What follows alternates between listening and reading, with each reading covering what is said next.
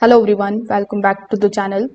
If you are using YouTrip Card and you want to add it to Apple Wallet for contactless payments, the good news is that it is supported in 2026. So here is how you can exactly add it step by step. So first of all, your YouTrip Card works with Apple Pay. So once added to Apple Wallet, you can basically tap your iPhone or Apple Watch to pay anywhere contactless is accepted.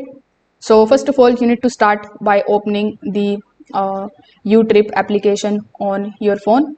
So when you log in into your account, make sure that your card is active.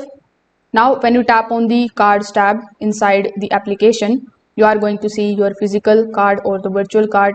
So after selecting it underneath the card information section, you just have to look for this particular button that says Add to Apple Wallet. When you're able to find this particular option, you just have to simply tap on it. Then on the next page, you will see the preview of your card. So there you just have to press next on the top right hand corner of the screen. Afterwards, accept the terms and conditions and complete the verification via SMS or email. Once verified, your card will be activated or it will be basically added to your Apple Wallet successfully. So if this video helped you out, make sure that you like this video and subscribe to the channel. Thanks for watching.